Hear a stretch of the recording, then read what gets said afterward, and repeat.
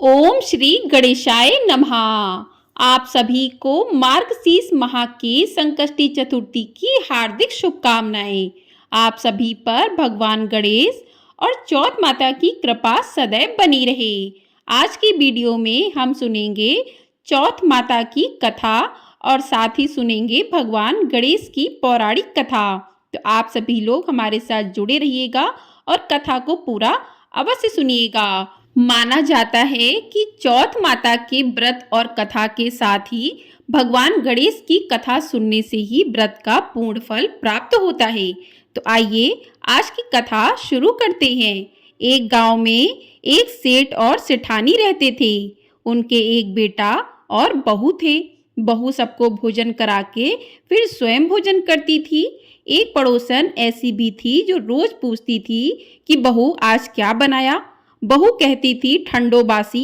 एक दिन उसके पति ने ऐसा सुनकर विचार किया कि आज तो पकवान बनाए जाएं, फिर देखें कि मेरी पत्नी क्या कहती है।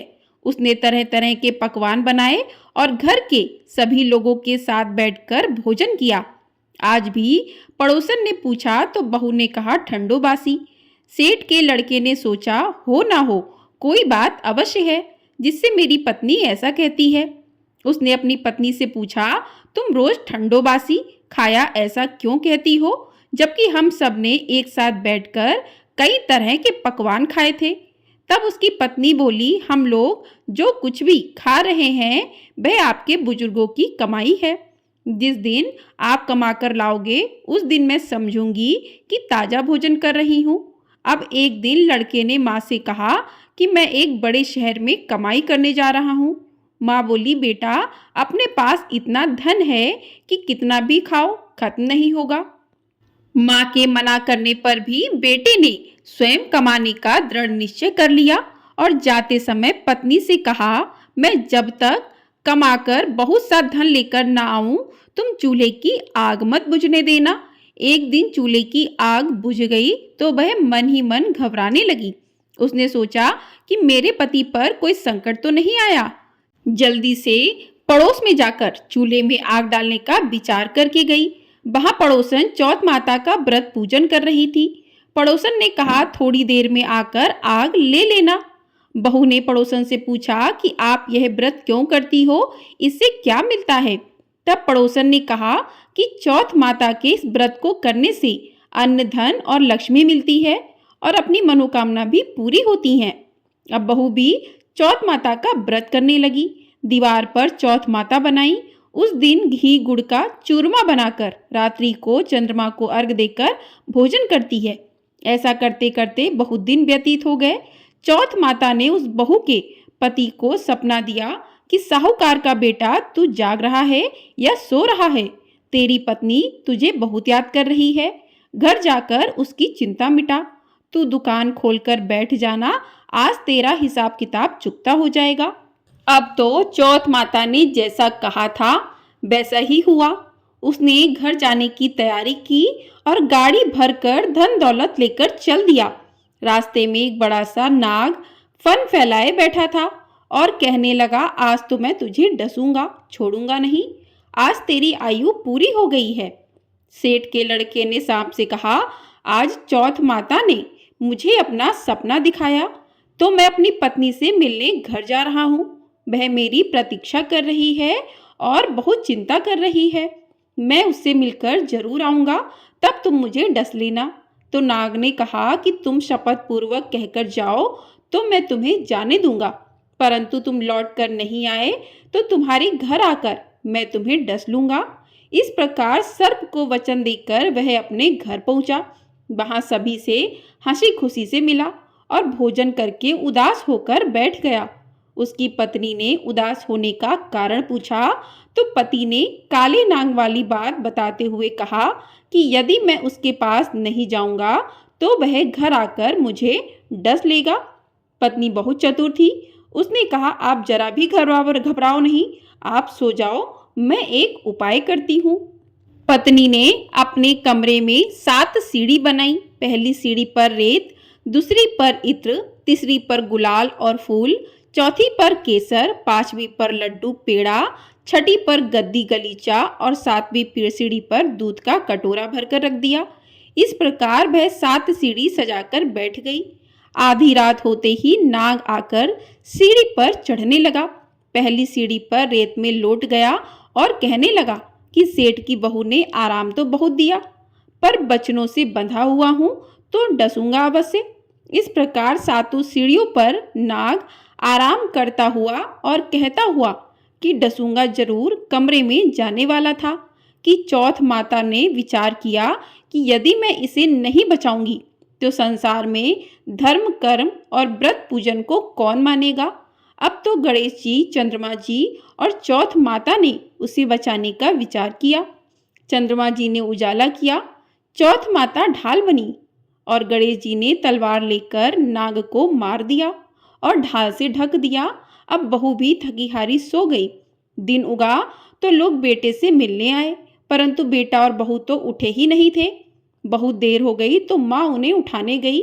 उसने अर्थात माँ ने 7 सीढ़ियों पर जो कुछ देखा वह तो घबरा गई और बेटा बहू को आवाज लगाई, बेटा बहू उठे तो देखा कि एक ढाल तलवार वहां पड़ी हुई है। अब ढाल उठाई तो देखा वहीं काला नाग मरा हुआ पड़ा था। बेटा बहू ने सोचा कि आज तो धर्म कर्म की आड़ से भगवान गणेश जी और चौथ माता ने अपनी रक्षा की है। हे चौथ माता, आपने जैसे सेठ के बेटे बहू की रक्षा की वैसे ही सबकी रक्षा कीजिएगा। बोलिए चौथ माता की जय। बोलिए गौरी पुत्र गणेश भगवान की जय। इस प्रकार से चौथ माता की कथा पूर्ण हुई। आइए अब सुनते हैं भगवान गणेश जी की कथा। भगवान श्री कार्तिकेय जी शिव और पार्वती जी के पुत्र हैं तथा सदैव बालक रूप में ही रहते हैं, परंतु उनके इस बालक स्वरूप का भी एक रहस्य है। एक बार शंकर भगवान ने पार्वती जी के साथ जुआ खेलने की अभिलाषा प्रकट की। खेल में भगवान शंकर जी अपना सब कुछ हार गए। हारने के बाद भोलेनाथ जी अपनी लीला को रचते हुए पत्तों के वस्त्र पहनकर गंगा के तट पर चले गए। कार्तिकेय जी को जब सारी बात पता चली तो वह माता पार्वती से समस्त वस्तुएं वापस लेने के लिए आए। इस बार खेल में पार्वती जी हार गईं और कार्तिकेय जी शंकर जी का सारा सामान लेकर वापस चले गए। अब इधर पार्वती जी भी चिंतित हो गईं कि सारा सामान भी गया और पति भी दूर हो गए। पार्वती जी ने अपनी व्यथा अपने प्रिय पुत्र गणेश जी को बताई तो मात्र भक्त गणेश जी स्वयं जुआ खेलने भगवान जी के पास पहुंचे। गणेश जी इस खेल में जीत गए और लौटकर अपनी जीत का समाचार अपनी माता पार्वती को सुनाया। इस पर पार्वती जी बोली कि उन्हें अपने पिता को साथ लेकर आना चाहिए था। फिर गणेश जी भोलेनाथ जी की खोज करने निकल पड़े। भोलेनाथ जी से उनकी भेंट हरिद्वार में हुई। उस समय भोलेनाथ भगवान विष्णु जी और कार्तिकेय जी के साथ हरिद्वार में भ्रमण कर रहे थे। पार्वती जी से नाराज भोलेनाथ ने लौटने से मना कर दिया।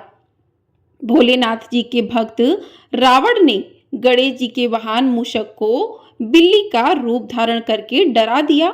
मूषक गणेश जी को छोड़कर भाग गए।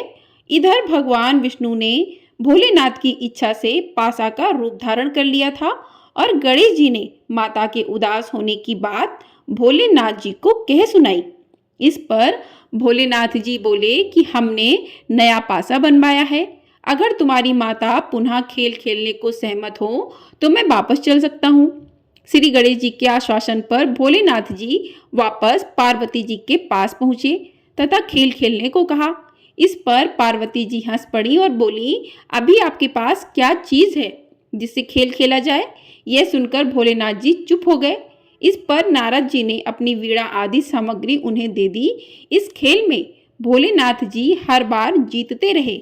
बार बार पासा फेंकने के बाद गणेश जी समझ गए और उन्होंने भगवान विष्णु के पासा रूप धारण करने का रहस्य माता पार्वती जी को बता दिया। सारी बातें सुनकर पार्वती जी को क्रोध आ गया। रावण ने माता को समझाने का प्रयास किया पर उनका क्रोध शांत नहीं हुआ और क्रोध में उन्होंने भोलेनाथ जी को श्राप दे दिया कि गंगा की धारा का बोझ उनके सिर पर रहेगा। नारद जी को कभी एक स्थान पर ना टिकने का अभिशाप मिला। भगवान विष्णु जी को श्राप दिया कि यही रावण तुम्हारा शत्रु होगा, तथा रावण को श्राप दिया कि विष्णु ही तुम्हारा विनाश करेंगे।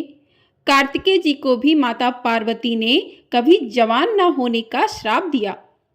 इस पर सर्वजन चिंतित हो उठे। तब नारद जी ने अपनी विनोदपूर्ण बातों से माता का क्रोध शांत किया, तो माता ने उन्हें वरदान मांगने को कहा। नारद जी बोले कि आप सभी को वरदान दें, तभी मैं वरदान लूंगा। पार्वती जी सहमत हो गईं। तब भगवान शंकर जी ने कार्तिक शुक्ल के दिन जुए में विजय रहने वालों को वर्ष भर विजय बनाने का वरदान मांगा। भगवान विष्णु ने अपने प्रत्येक छोटे छोटे कार्य में सफलता का वरदान मांगा, परंतु कार्तिकेय जी ने सदा बालक रहने का वरदान मांगा और कहा कि मुझे विषय वासना का संसर्ग न हो तथा सदा भगवती का स्मरण रहे। अंत में नारद जी ने देवर्षि होने का वरदान मांगा। माता पार्वती जी ने रावण को समस्त वेदों की सुविस्तृत व्याख्या देते हुए सबके लिए तथास्तु कहा। कार्तिकेय जी के जन्म के पहले जब तारकासुर के अत्याचार से सभी देवता पीड़ित थे, तभी भगवान शंकर जी ने पार्वती जी का पारिग्रहण किया था और तब 6 मुख वाले कार्तिकेय जी का जन्म हुआ था। उन्होंने ही तारकासुर का वध किया था। एक बार पार्वती जी ने गणेश जी से पूछा कि हे पुत्र गणेश, चतुर्थी को संकट नाशक चतुर्थी कहा गया है, अतः उस दिन का व्रत किस प्रकार किया जाता है और उसकी कथा क्या है, मुझे समझाकर कहिए। गणेश जी ने कहा कि हे माता, गणेश चतुर्थी सब संकटों का नाशक, विविध फलदायक एवं संपूर्ण इच्छाएं पूरी करने वाली है। श्री कृष्ण जी कहते हैं कि हे युधिष्ठिर पुत्र की ऐसी बात सुनकर पार्वती जी ने उनसे पूछा, आहार एवं पूजन में क्या विशेषता है, उसे कहिए। तब गणेश जी माता पार्वती को बहुत ही दुर्लभ कथा सुनाते हैं कि पूर्व काल में नल नामक एक पुण्यात्मा और यशस्वी राजा हुए। उनकी रूपशालिनी रानी दमयंती नाम से प्रसिद्ध थी। एक बार उन्हें श्रापग्रस्त होकर राज्य छोड़ना पड़ा और रानी के वियोग में कष्ट सहन करना पड़ा। तब उनकी रानी दमयंती ने इस सर्वोत्तम व्रत को किया। पार्वती जी ने पूछा कि हे पुत्र, दमयंती ने किस विधि से इस व्रत को किया और किस प्रकार व्रत के प्रभाव से 3 महीनों के अंदर ही उन्हें अपने पति से मिलने का सहयोग प्राप्त हुआ। इन सब बातों को आप मुझे विस्तार से बताइए। श्री कृष्ण ने कहा कि हे युधिष्ठिर, पार्वती जी के ऐसा पूछने पर बुद्धि के भंडार गणेश जी ने जैसा उत्तर दिया उसे मैं कह रहा हूँ, आप भी सुनिए। श्री गणेश जी कहते हैं, हे माता, राजा नल को बड़ी बड़ी आपदाओं का सामना करना पड़ा। हाथी खाने से हाथी और घुड़साल से घोड़े का अपहरण हो गया। डाकुओं ने राजकोष लूट लिया और अग्नि की ज्वालाओं से घिरकर उनका माल भस्म हो गया। राज्य को नष्ट करने वाले मंत्री लोगों ने भी साथ छोड़ दिया। राजा जुए में सब कुछ गवा बैठे और उनकी राजधानी भी उनके हाथों से निकल गई। सभी ओर से निराश और असहाय होकर राजा नल वन में चले गए। वन में रहते समय उन्हें दमयंती के साथ अनेक कष्ट सहन करने पड़े। इतना होते हुए भी उनकी रानी से वियोग हो गया। तत्पश्चात राजा किसी नगर में भिक्षाटन करने लगे, रानी किसी दूसरे नगर में रहने लगी और राजकुमार अन्यत्र नौकरी करने लगा। जो किसी समय राजा रानी राजपुत्र कहे जाते थे, वही अब भिक्षा मांगने लगे। तरह तरह के रोगों से पीड़ित होकर एक दूसरे से अलग होकर कर्म फल भोगते हुए दिन बीतने लगे। एक समय की बात है कि वन में भटकती हुई दमयंती ने महर्षि सरभंग के दर्शन किए। उसने उनके पैरों पर नतमस्तक होकर हाथ जोड़कर कहा, हे ऋषिराज, मेरा अपने पति से कब मिलन होगा? किस उपाय से मुझे हाथी घोड़ों से युक्त घनी आबादी वाली नगरी मिलेगी? मेरा भाग्य कब लौटेगा? हे मुनिवर, आप निश्चित रूप से बताइए। श्री गणेश जी कहते हैं कि दमयंती कहा, यह उत्तम प्रश्न सुनकर सरभंग मुनि ने कहा, हे दमयंती, मैं तुम्हारे कल्याण की बात बता रहा हूँ, उसे ध्यानपूर्वक सुनो। इससे सब कष्टों का नाश होता है। यह सब कामनाएं पूर्ण करने वाला एवं शुभदायक है। अघान मास की चतुर्थी संकट नाशक कही गई है। इस तिथि को नर नारियों को गजानन की पूजा करनी चाहिए। विधि पूर्वक व्रत एवं पूजन करने से तुम्हारी संपूर्ण इच्छाएं पूरी होंगी। 7 महीने के अंदर ही तुम्हारा पति से मिलन होगा। यह बात मैं निश्चय पूर्वक कहता हूँ। गणेश जी कहते हैं कि सर्वांग मुनि का ऐसा आदेश पाकर दमयंती ने संकट चतुर्थी व्रत प्रारंभ किया और तभी से लगातार प्रतिमा से गणेश जी का पूजन करने लगी। 7 ही महीनों में राजन इस उत्तम व्रत को करने से उसे पति, राज्य, पुत्र और पूर्वकालीन वैभव आदि की प्राप्ति हो गई। श्री कृष्ण जी कहते हैं, हे युधिष्ठिर, इसी प्रकार इस व्रत को करने से आपको भी राज्य की प्राप्ति होगी और आपके सभी शत्रुओं का नाश होगा। यह निश्चय है। हे राजन, इस प्रकार मैंने सभी व्रतों में उत्तम व्रत का वर्णन किया है। यह सब संकट का नाश करता हुआ आपके भाग्य की वृद्धि करेगा। बोलिए श्री भगवान गणेश की जय। बोलिए श्री राधा कृष्ण भगवान की जय। तो इस प्रकार से संकष्टी चतुर्थी की कथा, भगवान गणेश की कथा पूर्ण होती है। आपको यदि ये वीडियो पसंद आई है तो वीडियो को लाइक, शेयर, चैनल को सब्सक्राइब अवश्य कर लीजिएगा। आपको हमारे चैनल पर संकष्टी चतुर्थी की कथा भी सुनाई गई है। आप लोगों ने यदि उसको सुनना चाहते हैं तो आप लोग उसे भी अवश्य सुन सकते हैं। और ये वीडियो पसंद आई है तो कमेंट बॉक्स में भगवान गणेश की जय अवश्य लिखिएगा। बोलिए भगवान गणेश की जय। बोलिए चौथ माता की जय।